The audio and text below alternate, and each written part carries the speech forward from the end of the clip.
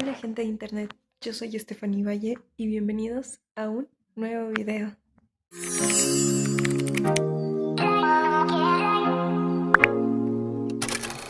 Bueno, quiero comentarles que esta semana que acaba de terminar fue la semana de la investigación en la Universidad Autónoma de Estado de Morelos, de la Facultad de Ciencias Biológicas.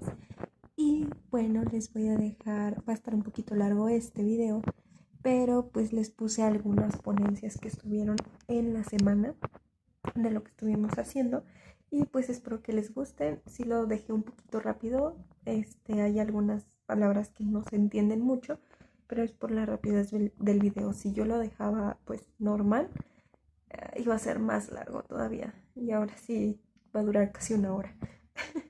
Pero bueno, espero que les guste y vamos a verlo. De la ciencia de la vida, en la que los actores más importantes son nuestros y nuestras estudiantes. Quiero cerrar mi participación haciendo un breve recorrido por la historia de este evento. Empezó hace 35 años como un evento casero de la Facultad de Ciencias Biológicas, cuyo objetivo era que las y los estudiantes presentaran en un foro público los avances de sus proyectos de tesis como una actividad formativa. Con el tiempo, este pequeño evento fue creciendo y se incluyeron conferencias magistrales, talleres, concursos de fotografía y cortometraje, exposiciones de colecciones científicas, entre otros. Pues bien, la buena noticia es que no solo no se murió, sino que a partir del 2025 daremos la bienvenida al primer Congreso Nacional de Estudiantes de Ciencias Naturales de la Facultad de Ciencias Biológicas, evento que se llevará de manera simultánea, por supuesto, con la 36ª Semana de Investigación Dr. Félix Frías Sánchez. Es decir, vamos a crecer. Por último, deseo agradecer a mi equipo de trabajo, especialmente al biólogo Israel Muñiz Corona, secretario de Extensión de nuestra facultad, por coordinar este esfuerzo. Asimismo, agradezco a la Comisión de Revisión y Edición de las memorias de esta semana de investigación, misma que está conformada por personal académico de la Dependencia de Educación Superior de Ciencias Naturales. Y en última instancia, pero no menos importante, agradezco el ánimo, el ímpetu y el compromiso de los 31 estudiantes que conforman el staff de apoyo logístico. A todos ustedes muchas gracias y enhorabuena a nuestras y nuestros estudiantes que presentarán sus proyectos de investigación. Éxito a todas y a todos. Bye.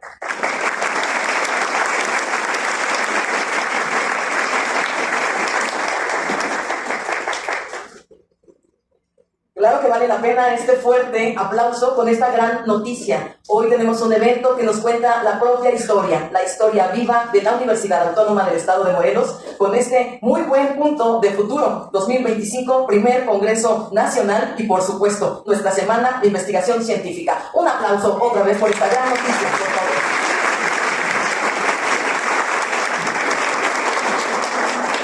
Y ahora, de forma muy respetuosa, vamos a solicitar a nuestro muy querido doctor Gerardo Gama Hernández, secretario de Extensión, compartir un mensaje y posteriormente hacer la declaratoria inaugural. Muchas gracias, buenos días a todas y a todos. Saludo con mucho gusto a quienes esta mañana se encuentran en el presidio, miembros de la DEX de Ciencias Naturales. Reciban todas y todos ustedes un saludo de nuestra rectora, la doctora Viridiana Aide León Hernández. Quiero decirles antes de iniciar estas palabras que a mí me da mucho gusto asistir a esta semana, porque debo decir que cuando estudiaba arquitectura vi con mucho gusto este espacio, vi con mucho gusto estos momentos que los estudiantes participan con sus profesores, con sus tutores, que presentan sus avances de investigación. Y pues sí, en algún momento que nació la Semana de Arquitectura, por allá en 1995, que andaba ahí de presidente del César, pues también esta Semana de Arquitectura nació de esta Semana de Investigación de aquí de la Facultad de Ciencias Biológicas. Y no solamente se quedó ahí, sino que ya cuando estaba en la dirección de la Escuela de Turismo, pues también creamos un festival académico de investigación turística que precisamente su origen tiene en esta Semana de Investigación, por justamente incentivar, fortalecer e impulsar los procesos de investigación y compartir experiencias en este ámbito de la investigación científica. Entonces, deben sentirse como Facultad de Ciencias Biológicas, como estudiantes y profesores de esta gran y poderosísima Facultad de Ciencias Biológicas, deben sentirse muy orgullosos por todo el impacto que ha tenido justamente este espacio. Quería solamente comentarles esto antes de iniciar. Es un privilegio, sin duda, asistir a la inauguración de este evento tan significativo para nuestra Facultad de Ciencias Biológicas y para toda nuestra Universidad Autónoma del Estado de Morelos, la 35ª edición de la Semana de la Investigación Dr. J. Félix Frías Sánchez. Este evento no solo celebra el conocimiento y la investigación, sino que es un verdadero tributo a la perseverancia, a la dedicación y a la curiosidad que caracteriza a quienes integran nuestra comunidad académica. A lo largo de estos días tendremos la gran oportunidad de presenciar el talento de las y los estudiantes de la DES de Ciencias Naturales, conformada, por supuesto, por la Facultad de Ciencias Biológicas, por el Centro de Investigaciones Biológicas, por el Centro de Investigación en Biotecnología, el Centro de Investigación en Biodiversidad y Conservación, así como la Escuela de Estudios Superiores del Jicarero, quienes, desde los niveles de licenciatura, maestría y doctorado, han trabajado incansablemente para mostrar sus investigaciones y aportaciones científicas. Este es el fruto de un esfuerzo constante y de la búsqueda incesante de soluciones a los desafíos que enfrentamos como sociedad.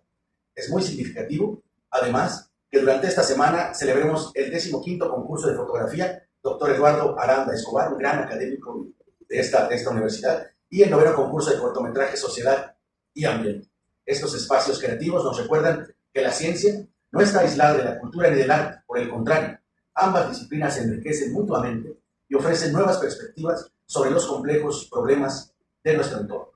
Asimismo, no puedo dejar de destacar la exposición de colecciones biológicas, una invaluable oportunidad para conocer más a fondo la riqueza de nuestra biodiversidad, así como los 150 carteles científicos que se presentarán a lo largo de estos días. Cada cartel es el testimonio de trabajo arduo, del pensamiento crítico y de la colaboración entre estudiantes y profesores.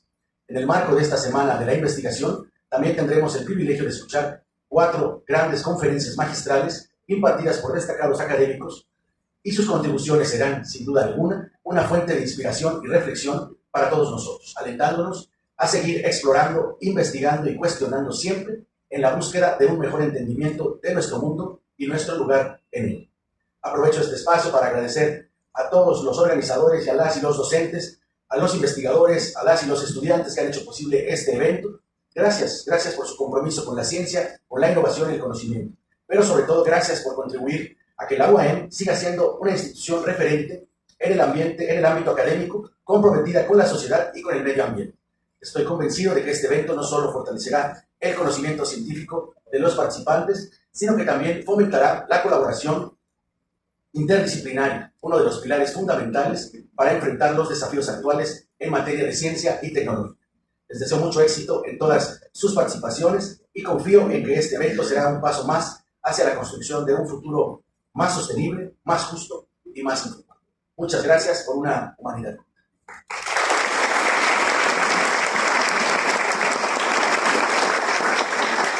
Voy a pedir a todas y a todos que pongan de pie, por favor, para hacer una declaratoria.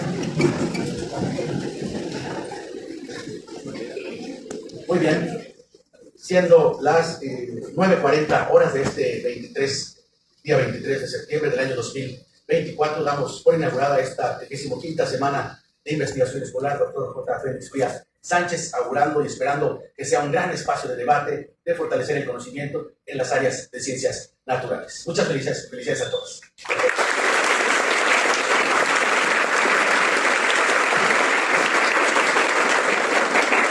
Muchísimas gracias, doctor Gerardo Gama Hernández, secretario de Extensión. Recordamos...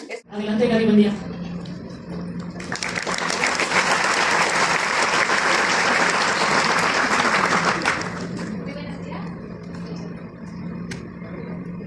Bienvenidos todos a la Semana de la Ciencia. Es un gusto tenerlos aquí y bueno, yo les voy a presentar mi tema de tesis y más que una presentación científica es como contar una historia sobre cómo desarrollé este proyecto en compañía de mi equipo de trabajo.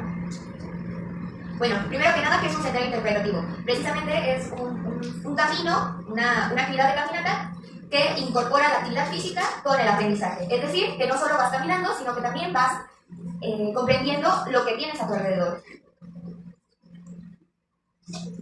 ¿Cuál es nuestra motivación para habilitar este sendero? Bueno, principalmente la conservación. Un sendero interpretativo no es una actividad muy, ¿cómo decirlo?, que afecte mucho al ambiente. Sí. El Parque Nacional Lagunas de Zempoala es un área natural protegida que tiene mucha historia, pero pocos visitantes a comparación de otros parques nacionales o áreas naturales protegidas. Entonces no muchos lo conocen y creemos que para conservar primero hay que conocer. Entonces este sendero actúa como una manera de que los visitantes puedan conocer la riqueza biológica del parque en pro de su conservación. También sirve como actividad recreativa. El parque, como cualquier área natural protegida, suele ofrecer algunos servicios, algunos proyectos, algunos pues cosas que hacer dentro de esa área natural protegida, unas actividades. Entonces, dentro de ese marco, este sendero funge como actividad que ofrecer para el parque. También en la premisa que al ser un sendero interpretativo queremos que la gente que recorre el sendero también pueda aprender algo, no solo ir a caminar y recorrer el cerro, sino que también pueda aprender algo de lo que está viendo, del bosque, de cómo funcionan los servicios ecosistémicos y de todo en general dentro del sendero. Y claro, la capacitación, porque no queremos que esto se quede como un proyecto académico, sino que la misma comunidad del parque se apropie del sendero para que ellos digan, es nuestro sendero, nosotros mismos lo ofrecemos como actividad. Nuestro objetivo principal es el mero diseño del sendero que permita realizar la interpretación de la naturaleza dentro del área del parque. Y como objetivos particulares, tenemos describir tanto física como biológicamente los aspectos del sendero, realizar diseños para mamparas interpretativas e instalar las mismas, así como diseñar actividades de observación de la naturaleza que permitan interpretación, a estas les llamaremos estaciones interpretativas, para una visita guiada, y para la visita autoguiada están las mamparas.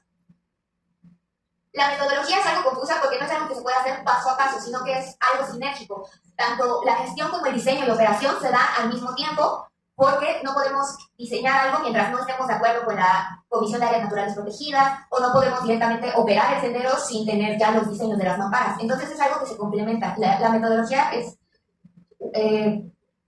sinérgica.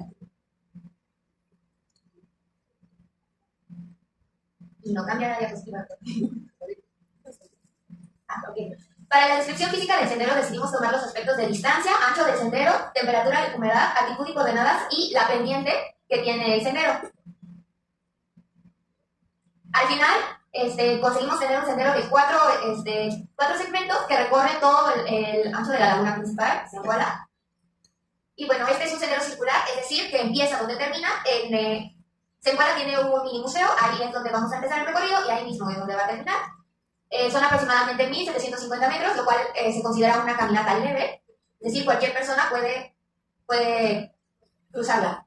También en cuestiones de temperatura tenemos que los picos más altos son 30 grados, los picos más bajos son de 18 grados, la temperatura varía es una variación de temperatura muy fuerte. Entonces este tipo de datos nos sirve para decirle a la gente, no, pues llévate suéter, pero tampoco demasiado, ese tipo de cosas para hacer la experiencia de la gente más placentera. En cuestión de pendiente, también tomamos en cuenta para que sea un sendero para toda la familia, la pendiente no tiene que ser ni muy elevada ni muy inclinada. Entonces, la mayoría del sendero cumple con esta característica. Sin embargo, hay un pico bastante elevado que es una pendiente muy pronunciada, pero aquí se ve una foto de la pendiente. Sin embargo, gracias a la comunidad, pudimos poner una escalinata para que sea más accesible. También, gracias a la comunidad, en las áreas donde hay mayor altura y hay riesgo de caída, pudimos poner una cerca, una valla, hecha con se cayó un árbol mientras estábamos haciendo este proyecto, por las lluvias y todo eso. Entonces con la madera de ese mismo árbol pudimos hacer estas cercas. También en cuestión de las mediciones, uno es el ancho de huella, que es donde la gente transita, y otro es el ancho de faja. El ancho de faja estaba a lo largo de todo el sendero estaba muy ancho, precisamente porque había demasiada vegetación, muchos obstáculos que impedían el paso de la gente.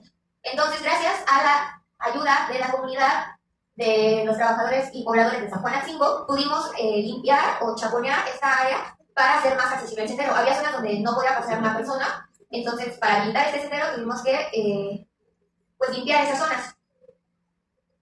También, gracias a los pobladores de las comunidades que ahí se encuentran, que son tanto de Morelos como del Estado de México, se realizaron faenas de limpieza que consisten en llevarse la basura de la laguna y también limpiar todo lo que hay por ahí, hacer labores de investigación y todo eso. Entonces, le quiero agradecer mucho a todas las comunidades que nos ayudaron. Se tiene planeado que estas faenas de limpieza no sean un evento único, sino que sean un evento continuo para que también la integridad del parque sea salvaguardada. Ahora, ¿qué mamparas realizamos para el sendero? Primero que nada, realizamos esta, que es características de Virgen de los Lagos. Empiezas tu sendero conociendo la historia del Zempoala, cómo se creó, cómo se originaron todas las lagunas que hay en esa zona. Y sigues tu recorrido adentrándote al bosque para conocer los servicios ecosistémicos, que sería la siguiente mampara. Los servicios ecosistémicos, para que la gente sepa qué le ofrece el bosque. Nosotros como biólogos ya conocemos que un bosque es muy importante, pero esta vez más como para el público en general, que aprendan sobre los servicios ecosistémicos. pero también en el bosque hay habitantes. Entonces, la siguiente mampara que ven en su recorrido es sobre las especies focales, es decir, quién está dentro de este bosque. La mayoría de estas especies están bajo protección especial o se encuentran vulnerables en su estado de conservación. Entonces es muy importante que la gente las conozca, ¿no? Mucha gente que cuando vamos a dar pláticas de sí nos dicen, no sabíamos que había ajolotes en Zempoala. Entonces es divertido que conozcan quién está. Y también, al saber ya quién se encuentra ahí, hay que exponerle al público que hay algunas problemáticas. Entonces, hay unas problemáticas como las especies invasoras, el exceso de basura y todo ese tipo de cosas, pero esta es la penúltima mampara que se encuentra en su camino. Pero no dejamos que se vayan con ese mal sabor de boca, sino que también la última mampara que llegan a ver es la de soluciones. ¿Qué se está haciendo en el parque para que esto disminuya, ¿no? Labores de investigación, recolecta de basura, control de especies invasoras, todo eso, para que la gente al terminar el sendero diga, bueno, sí se está trabajando en el parque. Las estaciones interpretativas coinciden con los puntos de las mamparas y los objetivos particulares que ya están cumplidos dentro de este proyecto son la descripción física y biológica del sendero, el diseño de las mamparas, como ya lo vieron, y la instalación de las mismas, así como el diseño de las estaciones interpretativas. Y bueno, quiero tomarme un minuto de mi tiempo para poder agradecer al equipo que hizo todo esto posible. Es una tesis pues, en conjunto, porque yo sola no hubiera podido lograr toda esta labor, tanto a los pobladores como al equipo de trabajo, a mi director de tesis, a todos los que siempre me están ayudando cuando vamos a Zempoala. Entonces, muchas gracias a todo el equipo.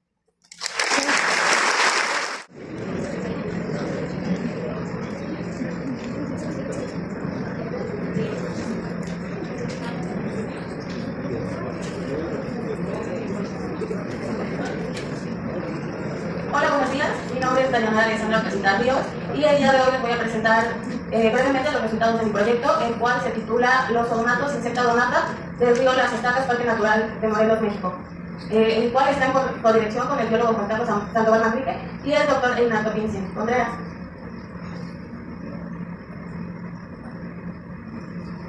Bueno, para iniciar, este grupo es muy destacado debido a sus llamativos colores, su tamaño y también porque son depredadores y son estudiados taxonómicamente, ecológicamente y biológicamente. El nombre odonata deriva del griego odon, que significa diente, y esto es por sus mandíbulas fuertes que tienen en la etapa de larva. Se va a dividir en dos subórdenes, que es el Anisoptera y el Zygoptera, y también se les va a conocer con distintos nombres, dependiendo del estado. Van a tener un ciclo biológico complejo. Y bueno, aquí les mostramos algunos antecedentes en México, algunos de ellos son tanto en taxonomía, diversidad y ecología, como indicadores biológicos. Y bueno, en modelos también tenemos antecedentes registrados, pero aquí el que destacamos en verde es el de Gallegos en 2021, la cual analizó la comunidad de odonatos en 2 estaciones, en el río Arroyo Agua Salada y en la reserva de la biosfera de Huautla. Este antecedente lo quisimos destacar porque es con el que estamos contrarrestando nuestros resultados de este proyecto para ver los resultados en un ambiente natural y en un ambiente antropizado. Bueno, gracias a la realización del listado, esto nos permitirá tener un mayor conocimiento y mayor difusión de este grupo, y gracias a esto nos va a permitir el conocimiento, poder establecer bases para un biomonitoreo y poder proponer especies indicadoras de la calidad del agua del hábitat. Bueno, nuestro objetivo general es analizar el ensamble de odonatos en relación con la calidad del hábitat acuático en el río Las Estacas, Parque Natural de Morelos, México. Y nuestros objetivos particulares son elaborar un listado odonatofaunístico, así como también registrar algunas conductas biológicas, conductuales y taxonómicas. Y también otro objetivo es evaluar la calidad del hábitat acuático, y el último sería elaborar una guía fotográfica. Nuestra fase de campo fue la selección de estaciones, también el registro de conductas, entre otros, y nuestra fase de gabinete fue desde la ratificación de las especies hasta la elaboración de la guía. Aquí les mostramos, en observación y registro de las especies, nuestro cronograma de muestreos, y a la izquierda les mostramos la ficha que nos ayudó para el registro de las actividades y las conductas reproductivas de las especies. Para nuestros resultados en ratificación de especies, utilizamos guías de plataformas digitales como fueron Enciclovida, Dragonfly, que es una aplicación para el celular, Odonata Central, y también la guía Libélulas y Caballitos de Morelos. Para la selección y descripción de nuestras estaciones, el río lo dividimos en 2 transectos. Cada transecto tuvo 3 estaciones y bueno, en el transecto 1 se encontró la estación del Borbollón, el Azoteadero y Poza Azul. En el transecto 2 también se encontraron 3 estaciones, las cuales fueron Zona de Ojos, La Naranja,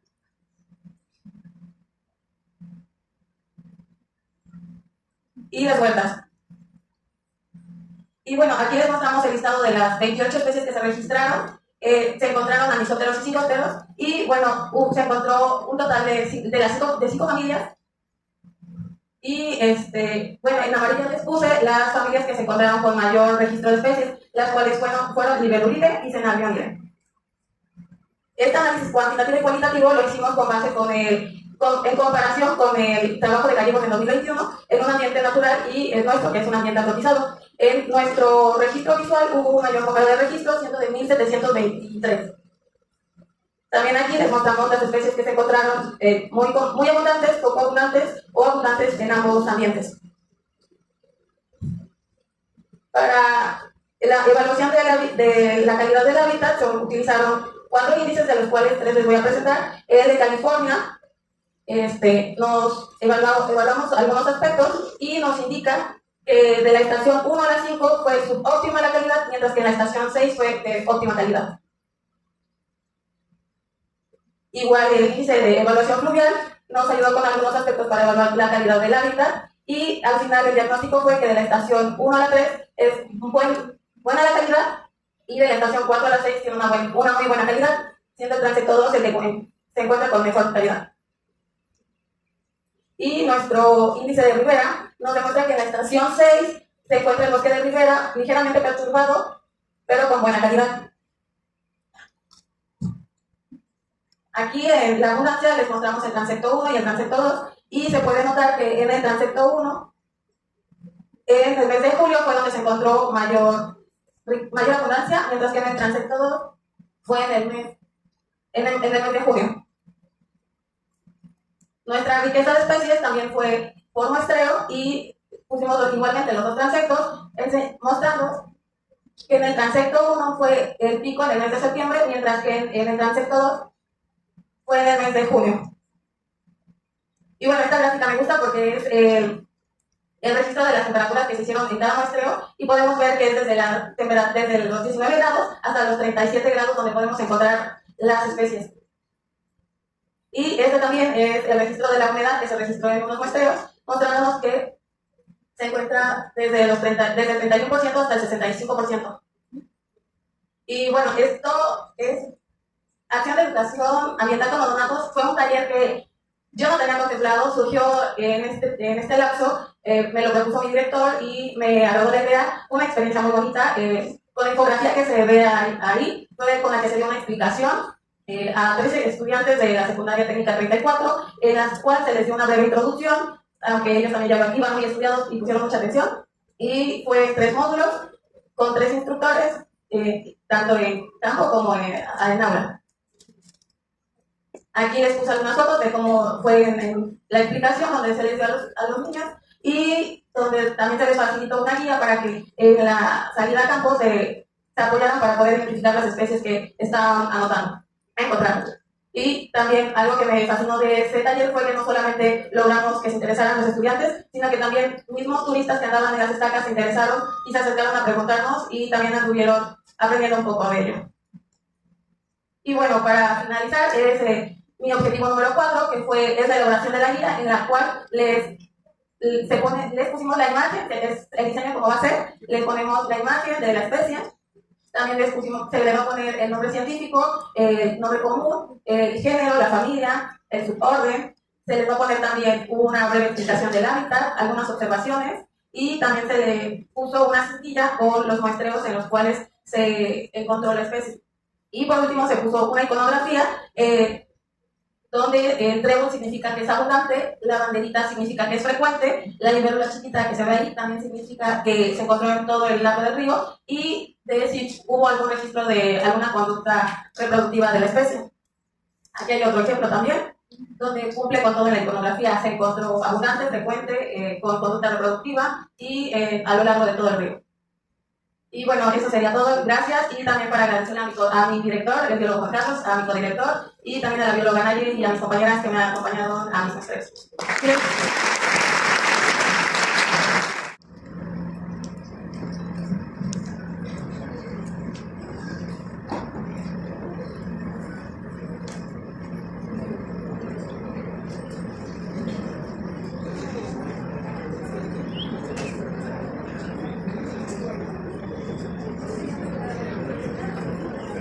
Bueno, muy buenos días, compañeros, profesores e investigadores que nos acompañan.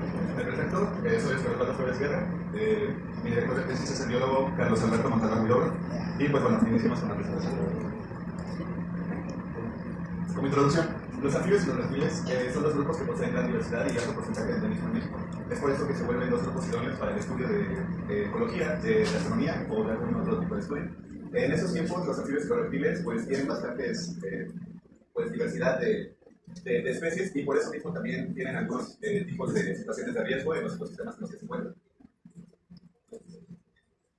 Bueno, los anfibios vienen del latín anfibio que es de dos, viven en dos vidas, en tierra y en agua.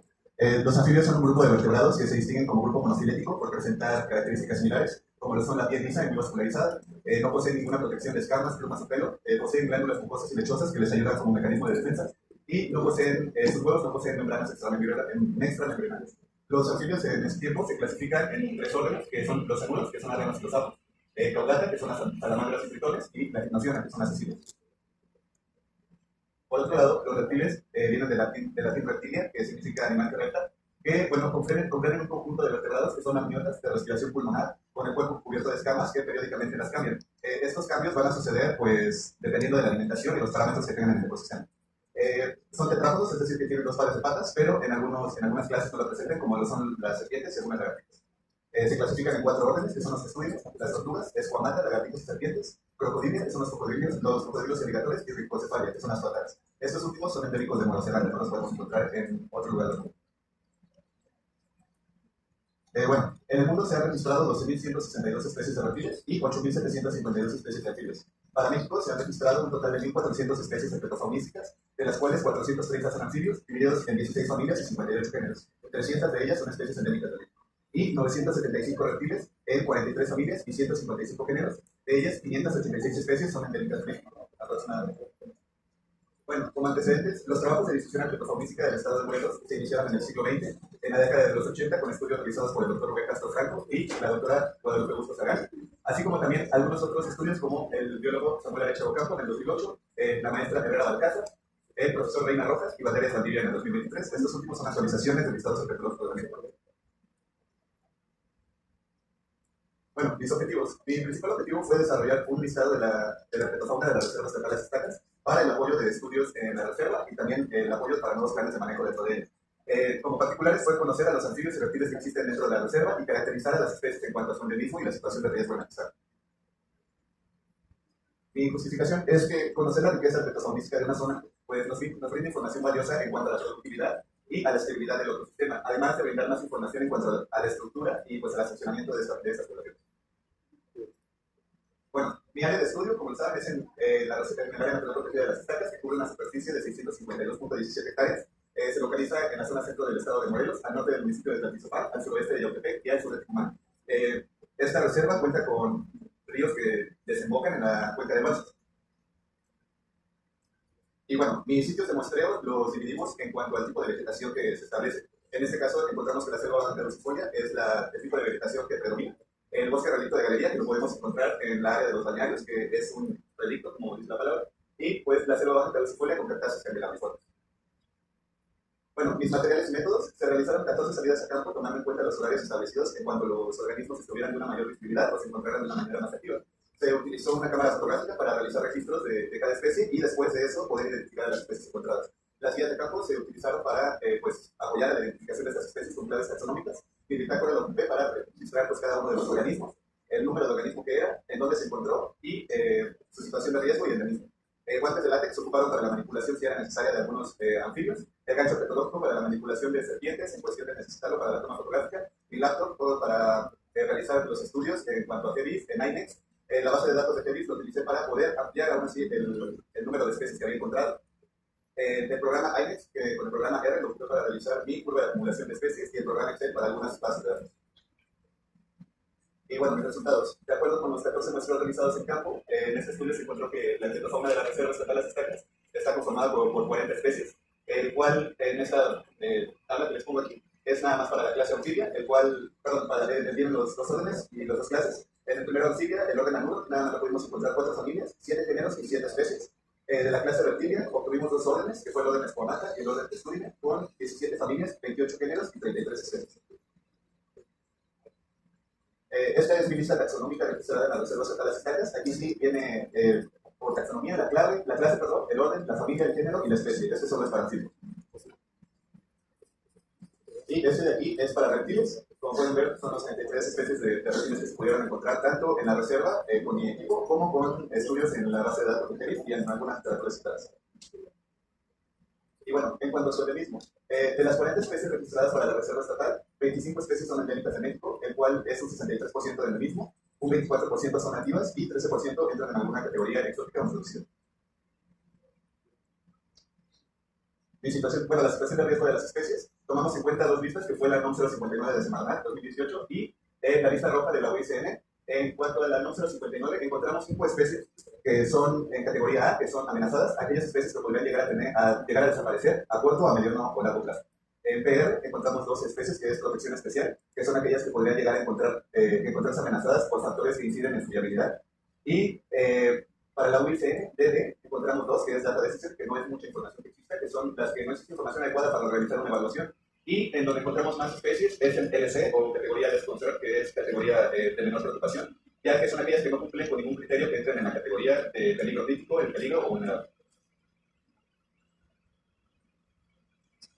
Y bueno, aquí es mi curva de acumulación de especies. De acuerdo a los resultados obtenidos en campo de los 14 muestreos, se obtuvo una riqueza de 40 especies dividida en los 3 sitios que tuve de estudio, que fue la selva baja con 165 organismos, que es un 98.19% de eficiencia en los muestreos. En relicto de galería con 117 organismos, un 87.22% de eficiencia. Y en selva baja con carcasa candelabriforme, 62 organismos con 95.26% de eficiencia. Y bueno, mi distribución, la plataforma de la Reserva Estatal tuvo una distribución bastante fragmentada en los sitios estudiados. Esto se puede deber a distintos factores. Uno de los mayores factores puede ser las actividades antropocéntricas que se derivan en la reserva, como lo pueden ser los balnearios, venta de alimentos o incluso carreteras que están cerca de la reserva. Y bueno, mi conclusión es que la plataforma de la Reserva Estatal Las Estacas cuenta con un porcentaje de endemismo bastante alto, más del 50%, por lo cual se vuelve un área perfecta para realizar más estudios en cuanto a la composición de la población de estos grupos. Y bueno, así como la implementación de nuevos planes de manejo para esta reserva, que pues es de mucha importancia ya que se encuentran más acuíferos importantes dentro de ella. Entonces sería todo, compañeros, muchas gracias.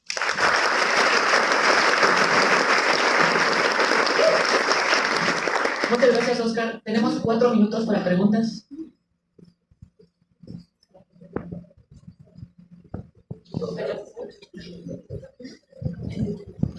Por acá. ¡Bravo, Gris! Nada más para recordarle que tienen 10 minutos para la presentación y 5 minutos para las preguntas. Y por tiempo corre también. Hola, ¿qué tal? Buen día. Pues gracias por y bueno, les voy a presentar una parte del proyecto de maestría nombrado Análisis Poblacional y Caracterización del Hábitat de Amistoma Regulares en la Sierra de Tasco Guerrero. Pues ya está dirigido también por el doctor Juan Luis Félix.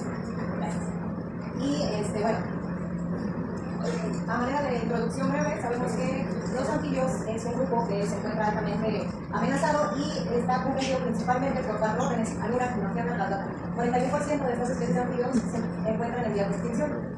Centrémonos en el orden Caudata. El orden Caudata está representado por 137 especies y dentro de este orden encontramos el género Ambistoma o los famosos ajolotes. Dentro de la riqueza de distribución de los ajolotes a nivel global tenemos un total de 30 especies y a nivel general un total de 11 especies. De esas 20 especies, 11 especies están en México y de esas 11 especies 10 son endémicas. Eso es un dato bastante relevante para los ajolotes. Y bueno, desgraciadamente la mayoría o todas las poblaciones de Ambistoma presentes en México están amenazadas por diferentes factores, principalmente por la contaminación de ríos, tala de árboles o bosques, la aparición de enfermedades infecciosas como hongos y también el tráfico de especies. Bueno, como ya vimos en la anterior presentación, tenemos a un grupo de ajolotes que se llaman ajolotes arroyeros o ajolotes de alta montaña, en donde están Amistoma tamilani y riculae.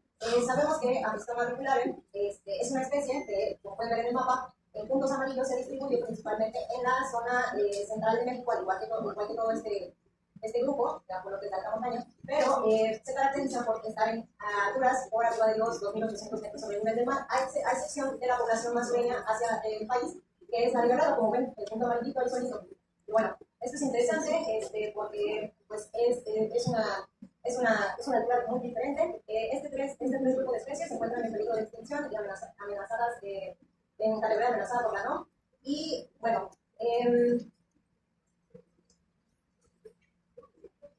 como antecedentes a nivel de la especie, de Amistoma riculae, tenemos diferentes estudios, desde las poblaciones que están en Michoacán, desde datos taxonómicos, incluso donde ya se pone incluso en discusión la taxonomía de este interesante complejo, donde lo proponen hasta como sinónimo. Es muy interesante los ajolotes, pero pues hay mucho todavía que hacer, como decía nuestra compañera. Pero, bueno, retomando esto, falta mucho que hacer, sobre todo el estudio de algunos trabajos descriptivos de poblaciones, como los comentaba en el estado de Guerrero. En el estado de Guerrero solo se cuenta con el registro de estas poblaciones, bueno, de una población incluso, pero no hay trabajos descriptivos o un poco más al respecto. Afortunadamente, pues ya Dios se está animando a hacer la parte genética, nos animó a hacer la parte genética, y nosotros nos establecemos el siguiente objetivo para complementar esta información, que es caracterizar el hábitat del arroyo Parque Colónico Rancho Romerito y el arroyo de Cacalotenango en la comunidad de la Cañada Casco Guerrero. También nos pusimos a cuantificar la abundancia relativa, a describir la frecuencia de tallas y la estructura de sexo de los individuos de Amistoma riculae en estas mismas poblaciones. Y bueno, como materiales y métodos, los dos sitios a estudiar aquí fue el de Romerito, con una altura de 2.300 metros sobre el nivel del mar, vegetación de bosque pino y encino, y cabe remarcar que hay una distribución o presencia de truchas a lo largo de solo una parte de la flota. El segundo sitio es Cacalotenango, con 100 metros de diferencia de metros sobre el nivel del mar, misma vegetación, y a diferencia del otro sitio, este sitio tiene una mayor diferenciación de estructuras acuáticas como ríos, rápidos, remansos, cascadas. Y bueno, las truchas se distribuyen por todo la playa. El muestreo lo realizamos durante 9 salidas, empezando en enero a diciembre de 2023, con transectos de 25 metros de largo, y separados cada uno por 50 metros de largo. Fueron 10 transectos en cada sitio y como en una especie de caravana con ayuda de un gran equipo, hicimos la toma de las variables físico-químicas y después la captura de los ajolotes. La caracterización del hábitat se llevó a cabo tomando en cuenta, las siguientes variables: temperatura, oxígeno disuelto, conductividad, potencial de tránsito, pH, total de sólidos disueltos. También medimos el ancho del arroyo, la profundidad del arroyo y la velocidad de la corriente. También llevamos a cabo el conteo de las truchas presentes, aunque esos datos no los analizamos, solamente era para tener una aproximada de la base. El registro de los sexos, tallas y peso lo llevamos a cabo en sexo con la técnica de abundamiento de la región curacal, la frecuencia de tallas con el ayuda de un vernier y tomando en cuenta la longitud plata, y el peso, que es que lo hicimos con ayuda de una báscula de una persona. Todo esto fue con ese número de colecta y posteriormente hicimos la liberación de los organismos. Bueno, como resultados, para la caracterización del hábitat, espero se alcance a ver, pero si no, principalmente hay un contraste entre sitios, donde el oxígeno disuelto, que es la gráfica más pegada a la izquierda, tuvo una gran diferencia entre sitios. El color rojo corresponde al Cacalotenango y el azul a Romerito. Fueron mayores las concentraciones de oxígeno disuelto en el Cacalotenango. En cuanto al pH, fue casi similar, aunque también un poco más alto en el Cacalotenango, y la temperatura siempre se mantuvo más frío en el sitio de Romerito. Esto es principalmente por la dinámica de los arroyos, se supone que son bastante diferentes. Por las siguientes variables es el ancho, donde el ancho estuvo tanto el ancho, la profundidad como caracterización de parches de vegetación y comunidad de potenciales polinizadores en el campus norte de la UNED. Bueno, como primer antecedente tenemos que el 90% de las plantas con flor requieren de los polinizadores para su reproducción. Bueno, los polinizadores vienen de todas las formas, tamaños y colores. Particularmente son organismos especializados en consumir recursos que dispersan las flores de las plantas. Entonces tenemos grupos de insectos, como los minóteros, la mayoría, los lepidópteros, algunas especies de murciélagos y de aves. También se han registrado especies de marsupiales y de reptiles, sin embargo esto no es lo más común. Y bueno, ¿qué es lo que pasa con estas especies dentro de las ciudades? Y en las zonas cercanas a las ciudades, que son periurbanas. Numerosos estudios han concluido que las ciudades pueden ser un refugio para la biodiversidad. y para los polinizadores en particular, en especial si son polinizadores generalistas. También además va a depender de que existan áreas verdes con suficiente diversidad vegetal. Y por supuesto va a depender del grado de perturbación de la ciudad. Nos va a ser lo mismo Cuernavaca, que es una ciudad en la que estamos atravesados por barrancas y rodeados de áreas naturales protegidas, que por ejemplo Ciudad de Zabacuelo y Ciudad de México, que básicamente vamos a ver manchas de concreto, ¿no? En particular, el campus norte de la UAM, estamos en una zona de transición entre el bosque pino-encino y la selva baja caducifolia, por lo que podemos encontrar especies de ambos ecosistemas. Entonces, a pesar de la riqueza que podemos encontrar en una zona así, en el campus de la universidad, las áreas verdes básicamente están conformadas, como podemos ver apenas asomarnos, son especies ornamentales introducidas en su mayoría. Entonces, tenemos eso, y además en algunos eventos de reforestación se han incluido especies como la jacaranda, que tampoco es nativa.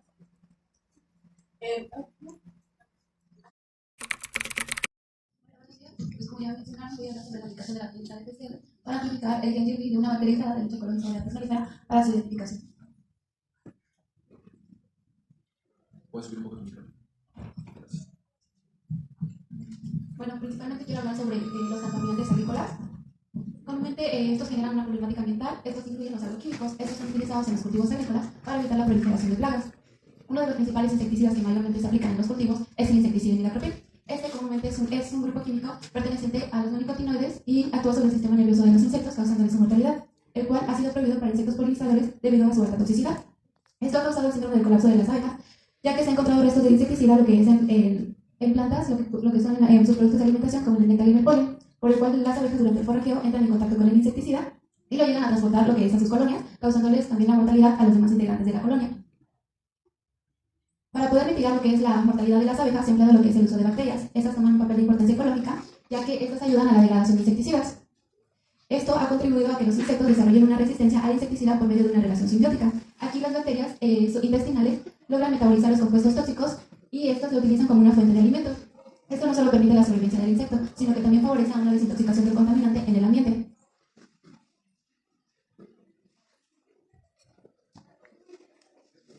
Para esto, Ortiz en el año 2021 realizó un estudio el cual encontró cepas que tuvieran la capacidad de degradar, cepas bacterianas que tuvieran la capacidad de degradar el insecticida imidacloprid, el cual estaban presentes lo que es en el polen y el pan de abejas y tuvieron pues la combinación de la capacidad de degradar el insecticida. Esto desarrolló lo que es una relación simbiótica entre estas bacterias y la especie Apis mellifera, analizando así su potencial probiótico. Esto le confirió a las abejas una protección al insecticida, ya que estas estuvieron expuestas al imidacloprid durante su alimentación mediante ensayos in vitro. Esta inclusión de las bacterias en su dieta mejoró lo que es las condiciones de sobrevivencia que un control. Este hallazgo pues abre una vía prometedora para comprender mejor cómo las bacterias simbióticas pueden contribuir a la resistencia a insecticidas y cómo podrían utilizarse para promover la salud de las abejas en un futuro.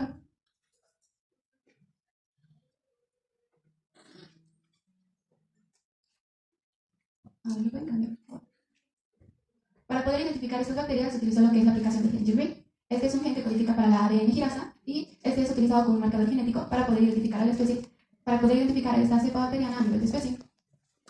Se eligieron los oligos diseñados por Yamamoto y Jaramaya, en cuales estos fueron iniciadores de PCR degenerados denominados como UP1 y UP2R. Se diseñaron utilizando secuencias de aminoácidos de un contexto de girasas de Escherichia coli, de Pseudomonas butera y de Bacillus subtilis. Las condiciones para poder realizar lo que es la identificación de esta bacteria en un PCR se realizará a 34 ciclos, a una desnaturalización de 95 grados centígrados, a una alineación de los oligos de 58 grados centígrados y a una elongación de 72 grados centígrados.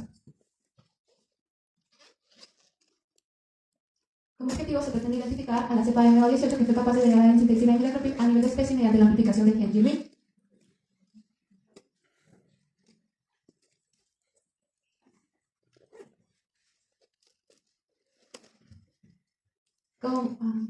Como metodología para obtener el DNA se debe de purificar. Esto se realiza mediante un kit de extracción llamado Gen-Purigene de Yeslac de Kjargen. Bueno, primero lo que se realiza lo que es obtener una asada de nuestra bacteria sembrada en un cultivo overnight. Este se diluirá lo que es en 1 mililitro de agua. Este se centrifugará a 12.000 revoluciones por un minuto, el cual se va a desechar lo que es un sobrenadante y se agregará lo que es EDTA para poder inhibir ciertas enzimas. Después se volverá a incubar a 37 grados centígrados para después volver a centrifugar y obtener lo que es un sobrenadante. A esto se le agregará lo que es una lisis celular y se volverá a incubar a 80 grados centígrados durante 5 minutos. Después se van a agregar lo que son unas RNasas para poder eliminar cadenas de RNA y después se va a volver a incubar a 37 grados centígrados durante 50 minutos. Después se va a volver a agregar lo que es una solución de precipitación de proteínas en donde se va a incubar en hielo a 5 minutos. para después centrifugar y obtener lo que es un sobrenadante. Este sobrenadante se va a colocar en 600 microlitros de isopropanol, el cual ya contendrá nuestro DNA, y se va a volver a centrifugar a 13.000 revoluciones durante 1 minuto. Después, otra vez se va a volver a agregar lo que es nuestro etanol para poder precipitar nuestro DNA, ya que este no va a ser soluble lo que es en alcohol. En etanol, perdón, al 70%, después se va a centrifugar y se va a desechar lo que es el alcohol para poder secar nuestro DNA y se agregará lo que es una hidratación de ADN, una solución de hidratación de ADN, el cual pues se podrá ya almacenar lo que es a 4 grados centígrados.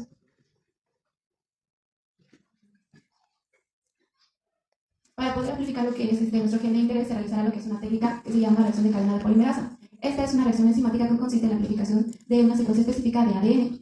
En este caso, nuestro interés es el gen GP. Para esto se realizará lo que es un termociclador, el cual se colocará lo que es un master mix que contiene un buffer, que contiene DNTPase, que contiene también nuestra tag polimerasa, nuestro DNA de interés, y que contiene nuestros oligos, que son llamados forward y reverse, que es un iniciador y un finalizador de nuestra secuencia. Esto se realizará lo que es en mi termociclador, en donde se va a amplificar y se realizará lo que son 3 etapas. En la primera etapa será la desnaturalización y se realizará lo que es la separación de nuestra cadena de ADN a 95 grados centígrados. Después para esto sigue la segunda etapa, que es la alineación, en donde se alinearán a una región específica nuestros oligos diseñados a una temperatura de 58 grados centígrados. En la tercera etapa se dio la elongación, en cual pues aquí actuará nuestra tag polimerasa para poder empezar a agregar nuestros NTPase y poder así tener una secuencia completa de ADN. Al finalizar pues cada ciclo de esta reacción, que es de 34, se habrá formado lo que es un amplicón de nuestro interés de 1260 pares de bases. Después de esto, ya que realizamos nuestro PCR, nuestro producto de PCR, se va a visualizar lo que es el gel de agarosa al 1%. Aquí se observará en el gel si hubo una amplificación y lo observaremos en nuestros números de bases con un marcador molecular.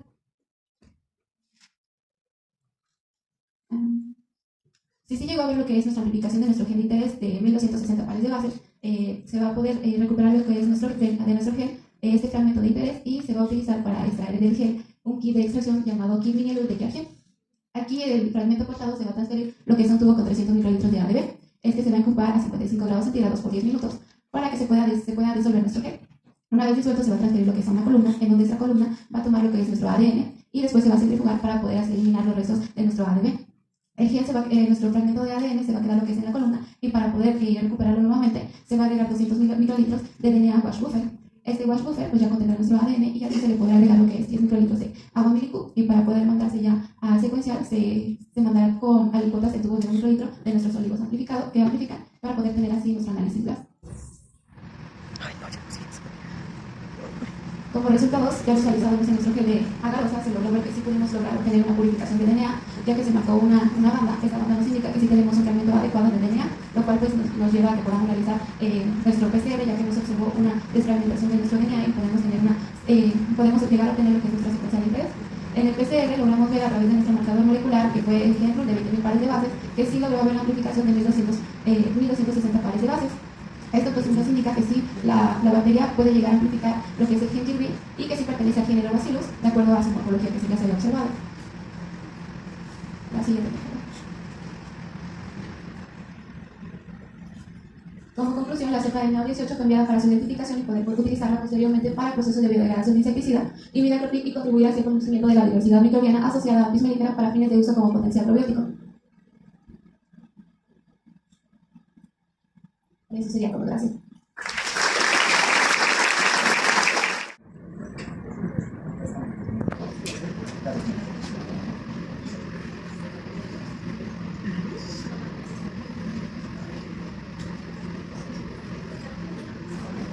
Hola, buen día. Mi nombre es Maximiliano Martínez Flores. Voy a exponerles mi tema de tesis, que tiene el título de Estudio de las minas mutantes de genes de hidrocobinas.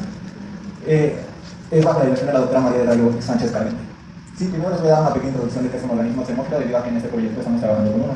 Y pues bueno, los organismos extremófilos son organismos que crecen óptimamente en condiciones extremas, como altas temperaturas, bajas temperaturas, pHs muy básicos o muy ácidos, o también que crecen óptimamente en altas concentraciones de sal, como es este organismo que es Aspergillus y que crece por arriba del 0.2 molar de cloruro de sodio. Este organismo es un hongo filamentoso, y los hongos filamentosos secretan unas proteínas que se conocen como hidrocobinas. Estas se encargan de recurrir a las estructuras fúngicas. Se encargan de recurrir a las estructuras fúngicas como los conillos y las hifas. Y estas se han visto que tienen diversas funciones en el ciclo de vida de los hongos, como es de que les permiten adherirse, reducen la presión superficial del agua, permitiendo que las hifas crezcan en el aire. Les permiten que les confieren resistencia ante la humedad y los protegen de la desecación a las esporas de las hifas. Y estas al recubrir las hidrofobinas, al recubrir a las esporas, estas permiten que se dispersen en el aire y se puedan adherir a superficies hidrofóbicas. Esto es útil porque estas hidrofobinas les confieren una adaptabilidad, ya que pueden dispersarse en el medio y adherirse a superficies y pues colonizar ese ambiente. También se ha visto que para poder dilucidar las funciones de los genes de las hidrofobinas o los genes en general, se hace el uso de la ingeniería genética, donde se hace mutaciones o deleciones del locus silvestre del gen y así ver qué diferencias tienen los organismos. Como en el caso de Botricea, se ha visto que estas proteínas cumplen la función de dar integridad estructural a los cuerpos fructíferos, se ha visto una pigmentación y morfologías aberrantes, se ha visto que en Fusarium graminearum hay una reducción en su nivel de patogenicidad. También se ha visto en Coryzos militaris que igual se ha visto una reducción en su patogenicidad en insectos y también una ausencia total de pigmentación y también una pérdida de formación de cuerpos fructíferos. Bueno, de todo esto que ya les he mencionado, les voy a hablar sobre pues, la justificación de dicho proyecto, pero para eso primero tengo que hablarles de lo que hizo el doctor Perezano y colaboradores en el 2020, me parece, sí. Se hizo un análisis transcriptómico donde pues crecieron ácido en diferentes condiciones, que es en ausencia, en 0,5 y en 2 molar de cloruro de sodio. Esta última condición es estresante para dicho organismo. Y pues en el eje de la Y pueden observar el nivel de expresión de transcriptos por millón. Y en el eje de las X son los diferentes genes de hidrofobinas que presenta este ojo, que es el gen SIH1, 2 y 4. Y al ser crecida en una condición estresante de 2 molar de cloruro de sodio, se observó que hubo una expresión diferencial del gen SIH2, por lo que esto sugiere que podría ser un gen importante en la resistencia al estrés salino. Y por todo esto, se ha hipotetizado que los genes de las hidrofobinas podrían ser indispensables en la resistencia a alta salinidad tanto en Valium como en Aspergillus idiobi, el cual es nuestro modelo de estudios. Este último con un alto potencial biotecnológico por su capacidad para degradar biomasa vegetal y ser fuente de enzimas salutolerantes en la industria. Debido a la correlación de la expresión diferencial en estas proteínas con la salinidad, no existe hasta el momento evidencia experimental que sustente el papel de estas como un protector frente a este tipo de estrés. Por tanto, es pertinente generar líneas mutantes de los genes SIH1, SIH2 y SIH4 para así determinar si efectivamente estas cumplen una función o un rol importante en la contención del estrés hipo e hiperosmótico. La hipótesis sería la siguiente: las hidrofobinas SIH1 y SIH2 son indispensables en la tolerancia de Aspergillus idiobi a hipersalinidad. El objetivo general sería caracterizar las líneas mutantes de hidrofobinas codificadas por los genes SIH1, SIH2 y SIH4 de Aspergillus idiobi bajo condiciones de estrés, y los objetivos específicos serían generar líneas mutantes de los genes de hidrofobinas SIH1, SIH2 y SIH4 de Aspergillus idiobi a través de recombinación homóloga. El objetivo específico 2 sería caracterizar la tolerancia de las líneas mutantes de hidrofobinas codificadas por los genes SIH1, SIH2 y SIH4 de Aspergillus idiobi bajo estrés salino, osmótico y de pared celular. Y finalmente se debe determinar la expresión de las líneas mutantes de hidrofobinas codificadas por los genes SIH1, 2 y 3, 9 y 4 en condiciones de estrés salino a través de RT-PCR. Bueno, para cumplir dichos objetivos se planteó la siguiente estrategia experimental, la cual consiste en hacer la generación de las líneas mutantes de los genes SIH1, 2 y 4 de Aspergillus idiobi a través del método de germínulas. Posteriormente se debe hacer un ensayo de tolerancia a estrés, salino, osmótico y de pared celular a través de sorbitols, sal o cloruro de sodio y calcofluor o rococongo. También se debe de hacer ya sea el análisis de la expresión de los genes de hidrofobinas de las líneas mutantes sencillas de Aspergillus idiobi con el fin de determinar si hay una compensación de los genes de hidrofobinas que aún se encuentran presentes.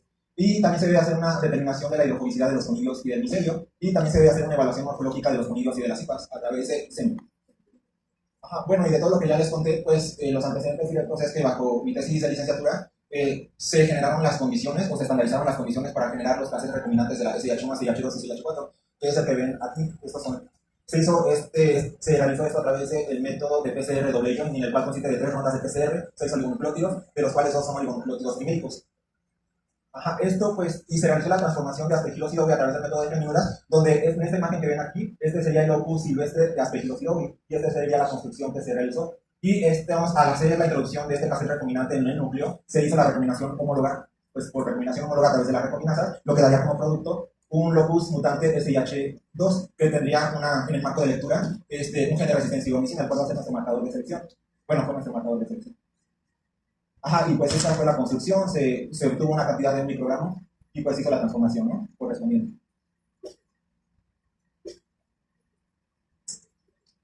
Ya, y bueno, se hizo el análisis de las colonias transformantes positivas de Aspergillus idiobi. Aquí están, primero se hizo en este que ven aquí, una amplificación de los genes intrarribosomales, que son específicos de los hongos, para observar que el DNA genómico se encontraba íntegro y era perteneciente a hongos. Y ya en el que ven acá,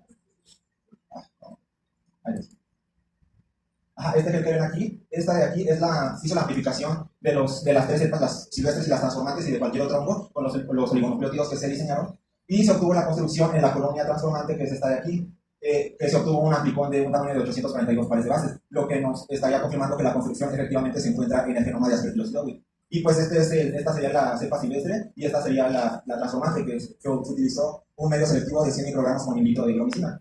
Ya finalmente las conclusiones serían que se logró transformar aspergillosidowi con el cassette recombinante de la SIH2 y las perspectivas serían, tengo otra colonia que debo de hacerle igual un PCR para observar si esta también se encuentra transformada y poderla utilizar en los experimentos posteriores. Se debe generar las líneas mutantes de hidrofobinas de la SIH1 y SIH2 de aspergillosidowi y se debe determinar el fenotipo de la tolerancia a la salinidad de las mutantes SIH1, SIH2 y SIH4 a través de recombinación homóloga. A través de ensayos de determinación de tamaño, velocidad de crecimiento, así como la aumentabilidad de las cepas. Y se debe generar las dobles cíclicas mutantes de la hidrofobinas. Y finalmente, se debe caracterizar el fenotipo de las dobles cíclicas mutantes de las hidrofobinas en diferentes tipos de estrés y evaluar la expresión de los 5 genes de hidrofobinas, de los 4 genes de hidrofobinas que no se encuentran presentes en las cepas simples, para ver si hay una compensación de estos genes por ausencia del TSLB. Y bueno, sería todo de mi parte. Gracias.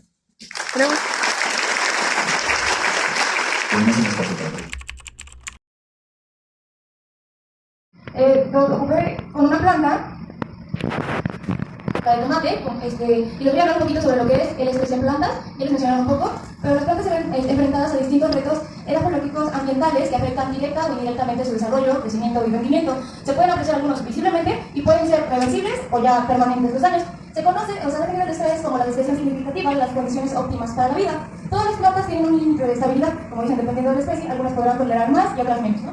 El estrés se puede dividir en lo que es estrés biótico, que son como algunas infecciones por plagas, enfermedades, virus o bacterias, o el estrés abiótico, que ya son de las condiciones ambientales, como lo que es la sequía, el encharcamiento o contaminación, el frío o calor y los vientos fuertes. Las plantas, como método para mitigar el estrés, al ser organismos sésiles, al no moverse, pues se han visto obligadas a producir lo que son conocidos como los metabolitos secundarios o metabolitos especializados, que también se les llaman. Y esto es como una protección que usan ellas ante estas plagas, estas enfermedades, que puede ser la síntesis, por ejemplo, de algún compuesto que no permita el crecimiento de alguna planta. Esto se da por la membrana de la planta, tiene una señalización donde se ve, por ejemplo, en el afectamiento de la salinidad, la temperatura, hay unos receptores que hacen que comience con la síntesis de estos compuestos.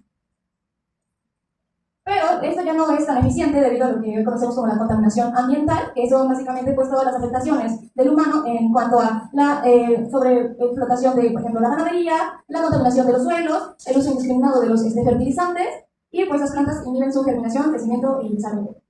Lo que se ha utilizado como mecanismo para ayudar a estas plantas ha sido el uso de las bacterias promotoras de crecimiento vegetal. Algunas ya conocidas y mencionadas son el Rhizobium, Pseudomonas, Azospirillum, Actinoplantes, Agrobacterium, Actinobacter, Bacillus, entre otras, donde hay muchísimos trabajos reportados en donde estos les ayudan a mejorar el crecimiento del enraizamiento, la elongación del tallo, la longitud del diámetro del tallo, la productividad en cuanto a frutos y el crecimiento de las hojas en cuanto a biomasa. Pero no son las únicas que se han utilizado, sino también hongos y también las cianobacterias y microalgas. Bueno, las cianobacterias son microorganismos fototrópos, autótrofos o heterotrópos, algunos misótrofos, y en este caso les presento a lo que es Alinostop, que es una cianobacteria perteneciente a las algas azules, o de ahí las cianopicias, y su morfología es lo siguiente: pueden ser confundidas también con la cianobacteria anabaena porque tiene una ramificación de células especializadas conocidas como hormogonios y otras que son los heterocistos, que estos se encargan de la fijación del nitrógeno, y acinetos, que son los que se encargan de la acumulación de los nutrientes que esta requiera. Y también se encuentran y se han visto estudios que han hecho simbiosis con algunas plantas precisamente por esto mismo de la fijación del nitrógeno. Otros de los usos que se le dan a las cianobacterias y microalgas también son lo que es suplemento alimenticio, también ha sido utilizado como colorantes. Y bueno, la otra utilizada para este estudio fue la microalga Tocomixa. Esta, su morfología es unicelular, a diferencia de las otras que hacen ramificaciones celulares. Esta es, por así decirlo, de vida libre. Y esta pertenece a las proclorofitas o algas verdes por su coloración. La otra es coloración verde azulada y esta es un verde más fuerte. Aquí les muestro unas imágenes en comparación de lo que es la microalga Tocomixa. En un medio líquido de BG11 se ven las células separadas, y en comparación con la cianobacteria Alinostop forma lo que son como costras o agrupaciones de los filamentos de esta misma que les mencioné de células especializadas, que está igualmente la microalga Tocomixa. Y bueno, de los estudios que han comprobado que el uso de las cianobacterias y microalgas es efectivo para mejorar el crecimiento de las plantas o promover mejor su crecimiento, pues tenemos estudios como por ejemplo Troncoso, Charma, Toribio, Smithra, Svani, que básicamente han trabajado con plantas de interés agrícola como tomate, maíz, arroz, o algunas plantas modelo como incluso Arabidopsis, y donde se ve, por ejemplo, En el trabajo de Mirna documentaba que se mejoraba un 15 a 20% del rendimiento, es decir, la biomasa requerida de arroz, cuando se veía inoculada con cianobacterias de los géneros locales. De ahí pertenece la cianobacteria albinostro, de la que les estoy mencionando, en un consorcio con otras cianobacterias. En otros se ve mejorada la productividad en cuanto al diámetro del tallo y elongación de la planta de tomate. Y en el caso de Cocomyxia, la microalga, no hay un dato documentado que diga que promueve el crecimiento vegetal por el momento. Sin embargo, sí se ha visto documentado que está asociada en simbiosis con algunas plantas, en algunos líquenes y algunas plantas, como las plantas carnívoras, que se está por ver cuál es el beneficio que le proporciona esta, porque se encuentra endógicamente. Cuando un microorganismo se encuentra endógicamente, da indicios de que sí tiene una relación simbiótica como tal con la planta, que sea un beneficio mutuo. Otros antecedentes de otras cianobacterias ya no pertenecientes, como la Cocomyxia o el albinostro, son los trabajos que se han hecho con perejil, con el cacao, otra vez con maíz y tomate, con otras, Arabidopsis. Por ejemplo, en el cacao se ha visto que algunas cianobacterias inhiben el estrés o ayudan a que el cacao tenga una tolerancia al estrés salino y de agua. Entonces, también son indicios nuevos donde se ve que las cianobacterias pueden promover el crecimiento vegetal en plantas. Bueno, en este trabajo, como les mencioné, se trabajó con Solanum nicopérsico, que es una herbácea perenne de la familia Solanaceae. Esta es una hortaliza originaria de México y, pues, por interés comercial, quisimos trabajar con ella. Todos estos aislados, que antes ya mencionados en el trabajo de mi compañera, fueron conectados en San Andrés de la Cal, municipio de Tepoztlán, Morelos. Fueron aislados de la planta conocida como la planta de flor de picor, rosa de resurrección, siempre viva, doradilla. Esta es la general de Chilomila. Es una planta que así parece que no está normalmente ya viva, pero pues sí lo está, y con un poco de agua puede volver a recuperar su capacidad protoplasmática, porque esta la pierde en un 80%. Y encontrar microorganismos que estén endógicamente coexistiendo con esta misma, pues nos puede dar indicios de que esto se puede ayudar tal vez a esta tolerancia a su desecación de Rhipicephalus microplus. No se escucha. Buenos días. Levanta un poquito el micrófono para nosotros. Buenos días, ¿ya me escuchan? Ya. Bueno, muchas gracias por venir. Van a quedar. En este proyecto se estará hablando un proceso inmunológico conocido como netosis, el cual fue inducido en neutrófilos de bovino por antígeno total de las glándulas salivables de la garrapata Rhipicephalus microplus. Estos organismos fueron seleccionados debido a que comparten una interacción biológica como parásitos y hospederos. También se tomó en cuenta la importancia del bovino dentro de la ganadería mexicana, debido a que es el sector con mayor número de producción, generando aproximadamente más de 4 millones de toneladas de carne y más de 13 millones de toneladas de productos lácteos. Este número se puede ver afectado por algo conocido como la parasitosis, ocasionando pérdidas aproximadamente de 13.000 millones de dólares. La parasitosis en los bovinos puede ser ocasionada por elmitos o artrópodos. En caso de los elmitos tenemos los que son las nematodos y platenitos, y en los artrópodos lo que vienen siendo las garrapatas, en este caso la garrapata Rhipicephalus microplus. Este puede ocasionar daños directos o indirectos a través de la transmisión de patógenos como lo que es la anaplasma marginale y la babesia, ocasionando la enfermedad de babesiosis bovina o anaplasmosis bovina. En este proyecto solamente nos vamos a enfocar en el daño directo de la garrapata Rhipicephalus microplus. Las garrapatas son ectoparásitos hematófagos obligados. Se han registrado aproximadamente 900 especies dentro de 3 familias y son de gran importancia porque son transmisores de diversos patógenos.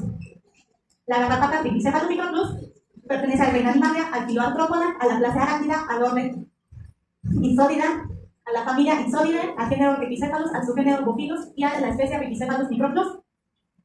En cuanto a su ciclo biológico, este está compuesto por 4 fases, lo que es huevo, larva, ninfa y adulto. En la fase de huevo es una fase de libre. Esta eclosiona de los 14 a los 146 días dependiendo del ambiente en que se encuentre el huevo.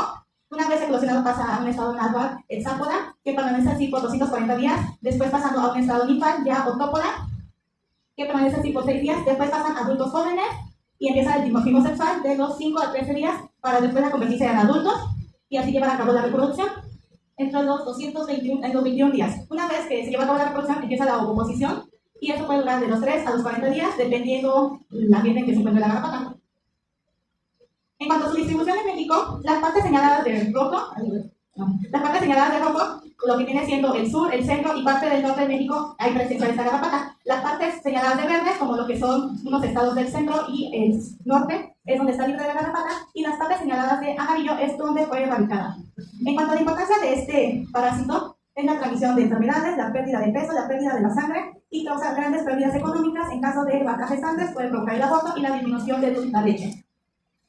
pero la vaca debe tener algo para poder atacar a la garrapata y se le conoce como sistema inmune. En este caso, los mamíferos se dividen en dos, sistema inmune innato y adaptativo. En el adaptativo solamente involucra una respuesta lenta pero específica, y en el sistema inmune innato hay una respuesta rápida pero inespecífica. Aquí participan algunos leucocitos, principalmente macrófagos, monocitos y algo que se le conoce como polimorfos nucleares, como lo que son el basófilo, eosinófilo y neutrófilos. Estos se caracterizan por tener un citoplasma lleno de gránulos. En este proyecto solamente nos vamos a enfocar en lo que son los neutrófilos. Los neutrófilos son la célula leucocítica más abundante de la sangre, cumple aproximadamente del 60 a 70% de la sangre, de los leucocitos en la sangre. Se caracteriza por tener un núcleo tribulobulado y tiene diversos gránulos en su citoplasma. Sus funciones principales son la fagocitosis y la producción de especies reactivas de hidrógeno, de oxígeno. La netosis es un proceso inmunológico en el cual consiste en la liberación de trampas extracelulares de una forma organizada y dirigida para inhibir al patógeno. Este es un esquema de cómo es la netosis. La célula se prepara, empieza a descondensar la cromatina y la expulsa por un foro específico para atacar e inhibir al patógeno. La justificación de este proceso es que no hay un tratamiento eficaz para tratar las garrapatas en los bovinos y es necesario estudiarla de una cierta forma, en este caso en el sistema inmune. En la hipótesis es que las plantas salivales pueden ocasionar netosis a los neutrófilos de bovino. Y ahí tenemos las hipótesis. La hipótesis general es que efectivamente las plantas salivales pueden provocar netosis, y en los objetivos específicos es que, tenemos que medir la liberación de cromatina por fluorometría, observar la liberación de trampas extracelulares y determinar los genes específicos de la netosis. En la metodología se dividió en dos, una metodología experimental y bioinformática. En la metodología bioinformática se diseñaron los primers para así utilizar en la evaluación de los genes.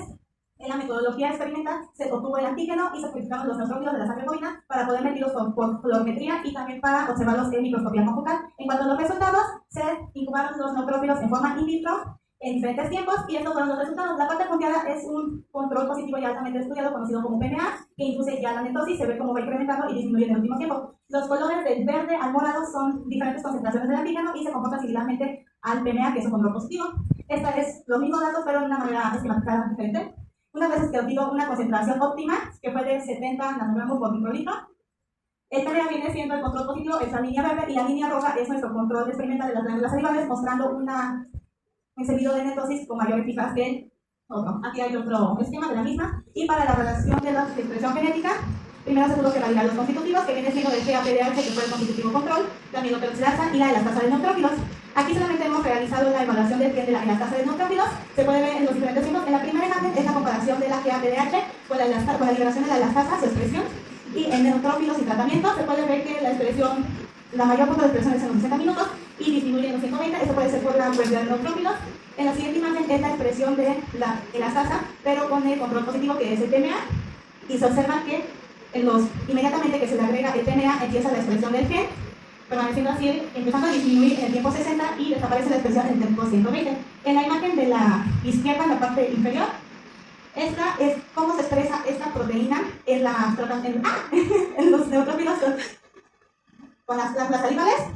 Y pueden observar en el tiempo 0 y 15 la expresión es alta, empieza a disminuir en el tiempo 60 y 120. Esto porque los neutrófilos están muriendo. Y en cuanto a la neutrófilos con control de lisis, que es el tritón, la expresión solamente se ve mínima en el tiempo 15 debido a que el trisol lo que hace es romper la célula. En conclusiones, efectivamente los neutrófilos pueden activar la netosis a través de glándulas salivales, gracias a la comprobación que ya se pudo observar de la expresión de la elastasa del neutrófilo y también por la liberación de cromatina medida por el fluorómetro. Y próximamente se espera evaluar los genes de la aminoperoxidasa y obtener las imágenes de la netosis por microscopía confocal. Ya.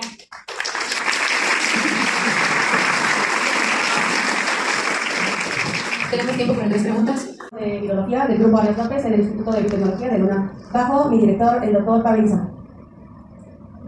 Bueno, como antecedentes tenemos que las enfermedades diarreicas son una de las enfermedades más comunes en la infancia, que han sido responsables de hasta un 80% de casos con gastroenteritis en lactantes y en crías de muchas especies animales. La gastroenteritis pues, se define como la inflamación del tracto gastrointestinal y su epidemiología va a diferir según la edad, la patogenicidad, el estado inmunitario, la estacionalidad y las exposiciones al medio. El rotavirus fue descrito en 1973 por Bishop y colegas en Australia, en donde observaron partículas virales en el tejido intestinal de niños con diarrea usando microscopía electrónica, y para 1980 el rotavirus ya fue reconocido como la causa más común de gastroenteritis en los lactantes. Y bueno, en este lado está me parece que es una microscopía del rotavirus, que tiene una similitud de apariencia de rueda, que rota significa rueda en latín. Ahora, la infección por rotavirus pues, ha tenido un gran impacto. En 2013 se estudió que hubo aproximadamente 114 millones. De esos 2.3 hubo casos de visitas al hospital y aproximadamente pues, al año se registraron cerca de medio millón de muertes al año. Sin embargo, con la acción de las vacunas con virus vivos atenuados, hubo una reducción en el número de casos y pues, no obstante el virus sigue presente. La clasificación es que conforme el Comité Internacional de Taxonomía de Virus, este género pues, es rotavirus de la subfamilia Pseudopiridae y bueno, con base en su reactividad serológica y variabilidad genética de la capa intermedia BP6, que es la más abundante, se han discernido 10 grupos, de los cuales los 3 primeros, que es A, B y C, se definen como los de importancia médica. Ahora, bueno, la estructura del virión, el rotavirus es un virus no envuelto de simetría icosaédrica que aproximadamente mide 100 nanómetros de diámetro y presenta 3 cápsides concéntricas de proteína. La cápside más interna es la que va a rodear al genoma, compuesto por 11 segmentos de RNA de doble cadena, y que va a codificar para las 6 proteínas estructurales y no estructurales, ambas teniendo importancia durante el ciclo replicativo. Y bueno, el ciclo replicativo empieza con que el virus se tiene que unir, tiene que interaccionar con diferentes receptores y correceptores de la superficie celular, ya sea moléculas con ácido ciálico, algunas integrinas o algunas proteínas a fin de choque térmico. Posteriormente, el virus va a entrar y va a perder su capa más externa y se va a quedar como DLP. Ya no expliqué anteriormente, pero las DLPs van a estar formadas por 2 capas concéntricas de proteína y estas no van a ser infecciosas, pero sí van a ser transcripcionalmente activas, es decir, se van a encargar de sintetizar todo el RNA mensajero y se van a traducir y producir las proteínas virales. Algunas de ellas van a incorporarse a unas... son denominados viroplasmas, que son incorporaciones citoplasmáticas electrodensas, mientras que otros van a quemar hacia el retículo endoplásmico, en donde van a adquirir su capa más externa, que es BP4 y BP7, ambas importantes durante el ciclo replicativo. Y para finalizar, para la salida de este virus, actualmente se había descrito que ocurría por lisis celular, sin embargo, ya hay diversos estudios que esto ocurre previo a y se ha descrito que ocurre por un transporte vesicular, que es pues, con la asociación de estas vesículas. Ahora, la definición y clasificación de estas vesículas es que son denominadas estructuras membranosas nanoscópicas que se van a dividir de acuerdo a su biogénesis. Las vesículas comprenden una amplia variedad de vesículas que van desde los 30 a los 5000 nanómetros y se dividen en exosomas, en microvesículas y en cuerpos apoptóticos. Ahora, la asociación de este virus con las vesículas es que en los últimos años se ha descrito que varios virus se encuentran en asociación con ellas, lo cual les ha permitido una eficiente infección en los animales. Además que la asociación de estas partículas con las vesículas les puede conferir nuevas capacidades, como lo que es entrar a la célula de manera muy independiente del receptor específico que ésta necesite. También la puede proteger de la acción contra los anticuerpos neutralizantes.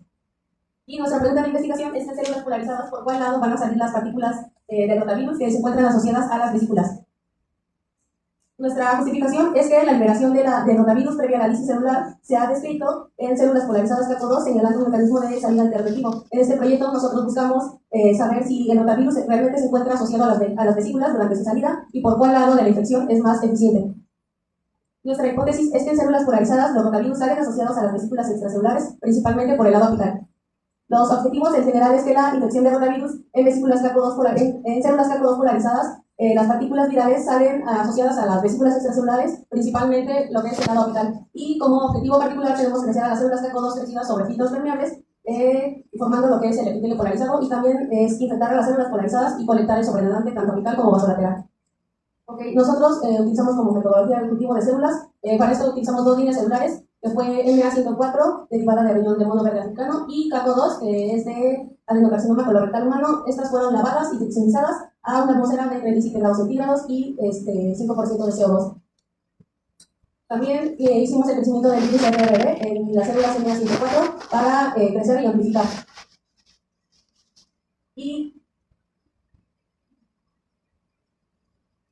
Y por último realizamos la purificación de las vesículas, que fue que nosotros crecimos a las células en filtros permeables y ambos sobrenadantes recolectados fueron centrifugados para obtener lo que fue las microvesículas, el virus libre y los exosomas. Y bueno, esta es una característica de la formación de un epitelio polarizado, en donde vemos de esta parte las proteínas cómo interaccionan y forman lo que son las uniones estrechas. Esto no va a permitir que el flujo de agua o de algún otro líquido pues pase hacia el interior del filtro. Y bueno, esta es la simulación de los filtros que utilizamos, en donde aquí realizábamos la medición de la resistencia transepitelial, lo cual nos permitía saber cómo se encontraba la monocapa celular, en donde nosotros analizábamos los electrodos y pues nos arrojaba lo que era la resistencia, si se encontraba ya o no polarizado. Y como primer resultado, nosotros obtuvimos la formación del epitelio polarizado de las células CACO2, en donde, bueno, había comentado que las células que utilizamos, que fueron las células CACO2, fueron sembradas y cultivadas en los filtros permeables, fueron de aproximadamente un micrómetro de tamaño de poro, y una vez que se sembraron sobre los filtros, nosotros las cultivamos, y aproximadamente a la semana y media nosotros pudimos establecer la formación del epitelio polarizado. Todo esto pues nos indicaba que la resistencia arriba de 1000 ya se encontraba fuerte, las uniones ya estaban como muy unidas. Y bueno, para observar la solución de las partículas virales con las vesículas, nosotros hicimos experimentos de activación con tripsina, en donde encontramos que las partículas presentes dentro de las vesículas pues van a ser inaccesibles a tripsina y por lo tanto pues no va a ser infeccioso. Sin embargo, el virus libre que fue activado previamente con Tritón pues mostró una infección eficiente. Ahora, como segundo resultado, nosotros tuvimos la salida del virus de células CACO2 polarizadas, en donde habían mencionado que las células pues, se crecieron, se conectó el sobrenadante tanto apical como vasolateral de los filtros permeables, y se hicieron los dos ensayos de protección a tripsina. Uno fue previamente activado solo con tripsina y el otro fue utilizado antes con detergente que fue Tritón, que fue el que solubilizó las membranas, y posteriormente se activó con tripsina, lo cual pues la tripsina tiene acceso a lo que es la capa externa del rotavirus para que pueda ser infeccioso. Y aquí podemos observar que la cantidad de virus que se secretó pues fue aumentada conforme el tiempo, y a las 72 horas pues hubo más cantidad de virus. Y por el lado vasolateral la cantidad de virus secretado pues fue mucho menor. Esto sugiere que en estudios recientes han sugerido que la salida principal de las partículas virales es por el lado apical, que es este.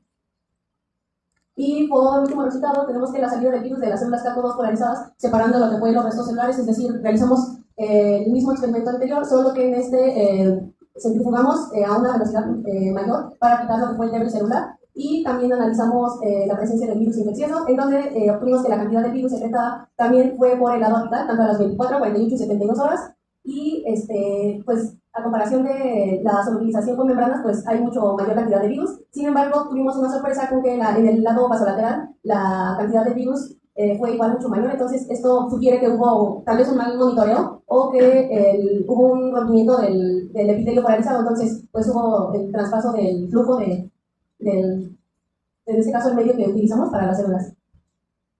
Y bueno, como conclusiones tenemos que el estudio de la infección de rotavirus en modelos in vitro pues nos permitió analizar ambos lados del filtro, definiendo por cuál lado de la salida del rotavirus en las células es más eficiente, y la cantidad de virus infeccioso al solubilizar las membranas pues aumenta mucho mayor el tiempo de infección, así como la liberación de las partículas virales por la infección en células MA104 no tuvo afección en la membrana celular, mostrando que el rotavirus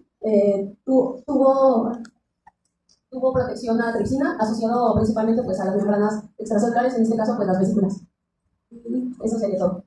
Mi proyecto de investigación titulado como patogenicidad y virulencia de nemátodos entomopatógenos aislados en el estado de Morelos, bajo la supervisión del Dr. Víctor Manuel Hernández Velázquez. Bueno, Spodoptera frugiperda, o como vulgarmente se le conoce, el gusano cogollero, es una de las plagas más importantes, ya que afecta aproximadamente el 70% en la producción agrícola de maíz. Esta es una plaga nativa del continente americano, ya que se encuentra desde el sur de Canadá hasta Chile y Argentina, incluyendo las islas del Caribe. También está presente, actualmente se encuentra distribuida a nivel mundial. También esta plaga está presente en casi todos los estados de la República Mexicana. En México se reportó por primera vez la presencia de este lepidóptero en el año de 1888 en las localidades de Coatepec, Jalapa, Veracruz y Tabasco. Tiene un total de 186 hospedantes y se le considera como uno de los insectos más destructivos, ya que se alimenta de las hojas tiernas y tallos, pero especialmente de los cogollos, de ahí deriva su nombre. Los daños más severos suelen ser en zonas tropicales y subtropicales, ya que en estas zonas el gusano tiende a completar todas sus etapas de desarrollo de manera continua a lo largo del año, y no puede sobrevivir a fríos invernales dado que carece del mecanismo de defensa como la de pausa. Su ciclo de vida consta de la etapa de huevo, 6 o 7 estadios larvales, pupa y adulto. Este ciclo de vida dura aproximadamente de 24 a 40 días. La siguiente, por favor.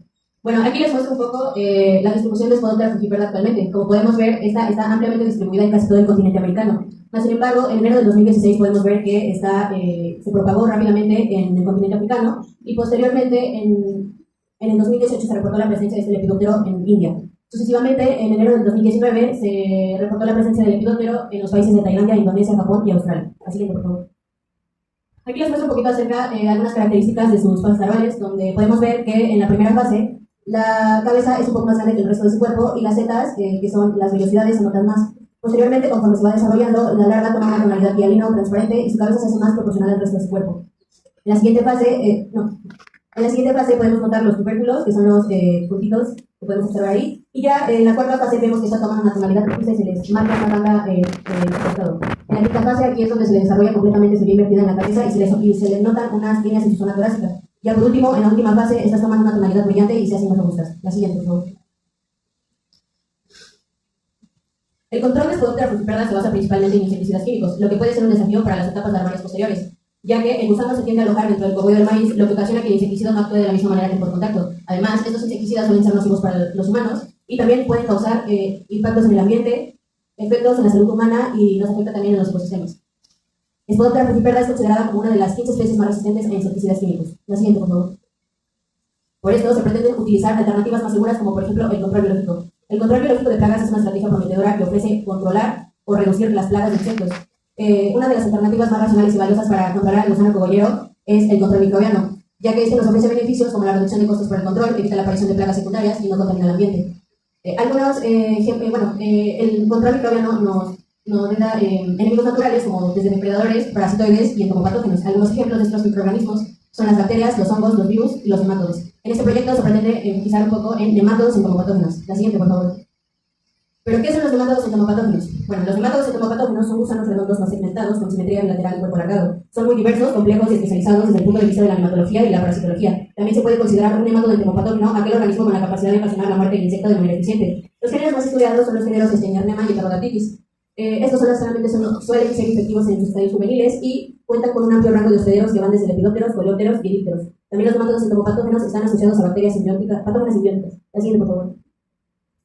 Bueno, una vez ya mencionado, Spodoptera es una plaga que actualmente se encuentra altamente distribuida en muchas partes del mundo, especialmente en el continente americano, africano, en Asia y en Europa, por lo que cabe mencionar que es importante que el uso de insecticidas químicos pues puede generar una resistencia del insecto a este insecticida, ¿no? Esto implica que pues los tratamientos sean menos efectivos, que la producción, un incremento en la dosis también, por lo que esto nos lleva a exceder a los costos y, por supuesto, la contaminación ambiental y los daños en la salud, por lo que es importante buscar alternativas de agentes de control biológico para así usarlos en un futuro en campo. La siguiente, por favor. Bueno, como hipótesis, los nematodos entomopatógenos Ostelius virófilas, Sonorhabditis veneri, Heterodactylis y las cepas Ochiapan, estos fueron aislados de suelos cañeros del estado de Morelos y presentarán diferencias en la patogenicidad y la violencia. La siguiente, por favor. Como objetivo general, se va a seleccionar las cepas que presenten mayor virulencia en las 5 cepas aisladas, en larvas de tercer y cuarto estadio en Spodoptera frugiperda. Y como objetivos específicos, será seleccionar las cepas con mayor patogenicidad sobre larvas de Spodoptera frugiperda, así como determinar las L50 de los nematodos que presenten mayor patogenicidad. La siguiente, por favor. Bueno, aquí un poquito de la estrategia experimental, principalmente en Spodoptera, que estas serán proporcionadas de la cría establecida en tercer y cuarto estadios. Siguiendo con los nematodos, estos se utilizarán las 5 cepas aisladas identificadas en 2 concentraciones de 200 y 500. Para patogenicidad se realizaron los ensayos correspondientes, posteriormente se hizo un análisis de varianza y una prueba de Tuque. Para virulencia se obtuvieron las 5 concentraciones de los nematodos más virulentos, posteriormente se realizó un análisis PROVIT en el programa Polo Plus. La siguiente. Aquí les muestro un poquito acerca de cómo se realizó un ensayo. Bueno, rápidamente, más que nada consta de, en una cajita Petri ponemos una larva, en donde se le coloca dieta artificial, posteriormente se selecciona la cepa a trabajar, se realiza una cuantificación en estas 2 concentraciones por medio del microscopio, se realizan los cálculos necesarios, posteriormente se aplica, se infecta la larva y se lleva a una temperatura de 27 grados centígrados a la incubadora. Un bioensayo dura 7 días. La siguiente, por favor. Ok, bueno, como resultados, aquí les muestro 2 figuras. En la figura 1 les muestro la mortalidad que se obtuvo en una concentración de 200 juveniles efectivos. Y en la segunda figura, en una concentración de 500 juveniles efectivos por larva. Como podemos observar, aquí en mi eje de las Y, muestro el porcentaje de mortalidad y en el eje de las Y observamos los tratamientos, que son las cepas, en donde quiero aquí recalcar que, bueno, para mi control, empiezo por el control. Por José David Menéndez Ortiz y la doctora Katy Juárez López.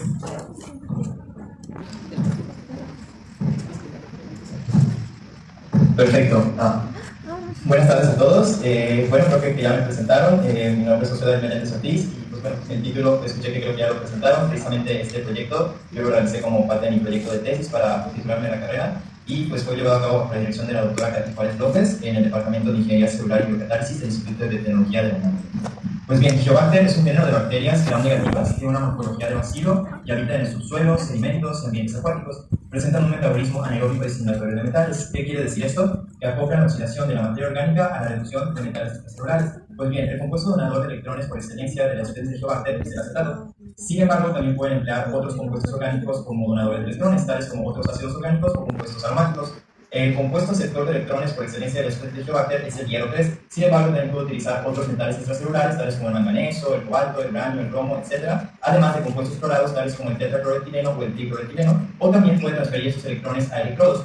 Pues bien, la reducción de metales permite una reducción de su movilidad en ambientes acuáticos. La reducción de compuestos clorados permite una reducción en su toxicidad y la transferencia de electrones a electrodos permite generar lo que se conoce como bioelectricidad. Dadas estas características, las especies de Helicobacter se postulan como una potente herramienta biotecnológica tanto en la bioremediación de sitios contaminados por metales o en la generación de bioenergía.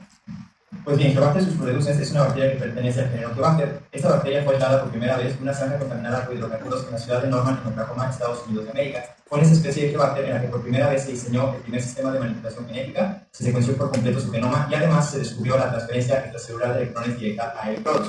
Pues bien, dado que el ánodo en una celda de combustible microbiana funge como un aceptor de electrones estable para Helicobacter susproducens, esta bacteria tiende a formar una biopelícula sobre la superficie. La transferencia de electrones desde las células de la biopelícula al ánodo sucede a través de estructuras electroactivas, tales como el PIB tipo 4, nanocables de citocromos y a través de citocromos tipo C.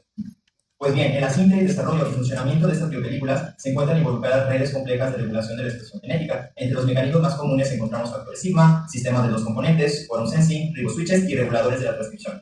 En mi caso, yo estudié unos reguladores de la transcripción que están presentes en esta bacteria, que pertenecen a una superfamilia de reguladores de la transcripción conocida como CRP-NR. Esta superfamilia, los homólogos de esta superfamilia se encuentran en una gran diversidad de bacterias, presentan una estructura conservada y regulan una gran diversidad de funciones. En el caso de Helicobacter susproducens, se han encontrado dos homólogos que pertenecen a esta superfamilia, que se conocen como FLP1 y FLP2. Pues bien, la justificación de mi proyecto fue la siguiente. La bioremediación de sitios contaminados y la generación de nuevas fuentes alternas de energía son dos de los problemas que las sociedades hoy en día deben solucionar. Dadas las características metabólicas presentes en Helicobacter susproducens, este microorganismo se postula como una potente herramienta biotecnológica tanto en la bioremediación de sitios contaminados como en la generación de bioenergía. Haciendo entonces que el estudio de la regulación genética presente en esta bacteria nos permita vislumbrar nuevos aspectos de su fisiología y así permitiendo la generación de nuevas estrategias y tecnologías que puedan emplear a este microorganismo. Pues bien, mi pregunta de investigación fue la siguiente. ¿Cuál es la participación de los reguladores de la transcripción FLP en la síntesis de biopelículas efectivas en Helicobacter susproducens? Con la finalidad de responder a esta pregunta se planteó el siguiente objetivo general: conocer la participación de los reguladores de la transcripción FLP síntesis de biopelículas efectivas en Helicobacter susproducens. Derivado de este objetivo general, surgieron los siguientes objetivos particulares: analizar el efecto que tienen los reguladores FLP sobre el desarrollo, la topología y la estructura de la biopelícula bioactiva formada por Helicobacter susproducens, evaluar la actividad de los reguladores FLP sobre la expresión del gen pilar y evaluar la actividad de los reguladores FLP sobre la síntesis de la proteína pilar. Pilar es el gen que codifica para la proteína pilar y esta proteína es la que es más abundante en el PIB tipo 4. Pues bien, con la finalidad de responder a esos objetivos, se realizó la siguiente metodología. Por una parte, se hizo una caracterización de la biopelícula. Para ello, se hizo un análisis de dicha biopelícula mediante microscopía con focal láser de barrido, CLCM por sus siglas en inglés. De las imágenes obtenidas por esta técnica se hizo un análisis de parámetros. Por otra parte, se hizo una caracterización molecular. En esta caracterización molecular se hizo un análisis de la expresión del gen pilar, realizando RT-qPCRs, y también se analizó la síntesis de la proteína pilar mediante Western blots. Pues bien, los resultados del análisis de la biopelícula mediante microscopía con focal láser de barrido fueron los siguientes. Como podemos ver, en la cepa silvestre, tanto a las 48 horas como a las 96 horas de crecimiento, se forma una biopelícula muy delgada. Ciertamente existe un aumento en el grosor y biovolumen, sin embargo la biopelícula es delgada. En la cepa mutante FLP1, como podemos ver, a las 48 horas de crecimiento, se forma una biopelícula también muy delgada, muy similar a la que está en la cepa silvestre. Sin embargo, a las 96 horas de crecimiento existe un aumento en el grosor que inclusive rebasa al de la cepa silvestre. En la cepa mutante FLP2 podemos ver que se forma una biopelícula más gruesa a las 48 horas de crecimiento si la comparamos con la cepa silvestre con la cepa mutante FLP1, y a las 96 horas de crecimiento pareciera ser que este grosor se conserva en la cepa mutante FLP2. Y como podemos ver, en la doble mutante existe se forma una biopelícula muchísimo más gruesa comparado con el resto de las cepas. Además, algo importante a notar aquí es que, como podemos ver, en las cepas mutantes se forman estos como abultamientos característicos, ¿no? Estos como montañitas, y nos podemos dar cuenta a comparación de las cepas silvestres.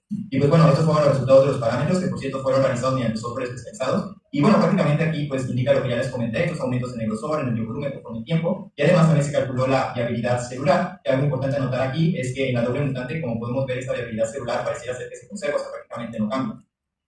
Y bueno, en cuanto al análisis de la expresión del gen TILA en células planctónicas, porque se realizó un análisis de la expresión tanto en células planctónicas como en células de la biopelícula, con la finalidad de poder hacer una comparación. Pues bien, en células planctónicas, como podemos ver, el gen TILA ciertamente se encuentra sobreexpresado en las cepas mutantes FLP1 y FLP2, siendo esa sobreexpresión mayor en la cepa mutante FLP1. En cuanto al análisis de la expresión de este gen en células de la biopelícula, ahora sí, como podemos ver, también existe una sobreexpresión de este gen de las cepas mutantes a comparación con las cepas silvestres. Algo interesante es que si comparamos esta sobreexpresión de las cepas mutantes con tanto células de la biopelícula con las células planctónicas, podemos darnos cuenta que existe un incremento en la expresión de gen TILA en células de la biopelícula de la cepa mutante FLP1 comparada con las células de la misma cepa, pero en células planctónicas. Sin embargo, en la cepa mutante FLP2 podemos ver que este incremento prácticamente es insignificante. Entonces pudiera ser que en tanto las células planctónicas como las células de la biopelícula, esta expresión pareciera ser que se mantiene en la cepa mutante FLP2, pero en la cepa mutante FLP1 al parecer se incrementa. En cuanto al análisis de la síntesis de la proteína pilar, ese fue el resultado del Western blot. En el carril 1 encontramos a la cepa silvestre, en el carril 2 a la cepa mutante FLP1 y en el carril 3 a la cepa mutante FLP2. Como podemos ver, existe un incremento de la síntesis de la proteína pilar en la cepa mutante FLP1 y en la cepa mutante FLP2, siendo ese incremento mayor de nuevo en la cepa FLP1, en la cepa mutante FLP1, como también lo mostraron los resultados en el análisis de la expresión del gen. Ok, como conclusiones tenemos las siguientes. Los reguladores FLP tienen un papel importante en la formación de biopelículas Enterobacter subreducens, dado que en ausencia de estos reguladores, es decir, en las cepas mutantes, existe un aumento en el grosor y el volumen de las biopelículas, además de la formación de estos agrupamientos característicos que les mencionaba. Los reguladores FLP parecen ser reguladores negativos de la expresión del gen TILA, siendo el regulador FLP1 un supresor más fuerte que el regulador FLP2, tanto en células planctónicas como en células de biopelícula, pero como pudimos ver, en ausencia de estos reguladores, en las cepas mutantes, pues existe un incremento de este gen. Existe también un aumento en la síntesis de proteína pilar en ausencia de estos reguladores en células planctónicas, siendo este incremento mayor en ausencia del regulador FLP1, coincidiendo con los resultados obtenidos en el análisis de la expresión del gen pilar mediante las células de PCR. Y bueno, tanto la formación de biopelículas más gruesas y densas como la síntesis de Philip tienen un gran impacto biotecnológico, dado que estas características en estudios previos se han visto relacionadas con una mayor generación de bioelectricidad y además con una mayor actividad en cuanto a la bioremediación de metales pesados. De esta manera se propone que los reguladores FLP tienen una importancia para el estudio de características fisiológicas y metabólicas presentes en Enterobacter subreducens que pudieran tener un gran impacto biotecnológico. Y pues sin más por agregar, les doy muchas gracias, traté de resumir lo más que pude. Ciertamente es más profunda y hay muchas cosas bien interesantes, pero traté de resumir por el tiempo que me daban. Pues muchas gracias por su atención. ¿Ya están ahí? Yo les pedí permiso y todos dijeron que sí. A ver, pásame la mano. Ya. Por si un maestro dice, a ver, evidencia de que fueron. Por eso están los compañeros. Por eso están. Aquí Talito nos va a dar nuestra guía. Vamos a ver los otros. Gracias por venir. Sí, te agradece México. Se agradece. Una nota.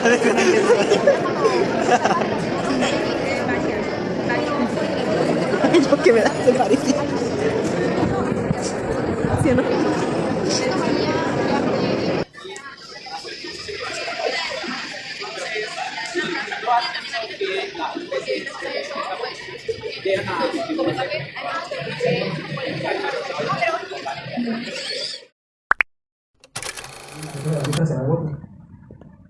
Bueno, a manera de introducción tenemos que la biodiversidad o diversidad biológica es la variedad de formas de vida desde los genes, pasando por los individuos, poblaciones, comunidades, ecosistemas y biosfera.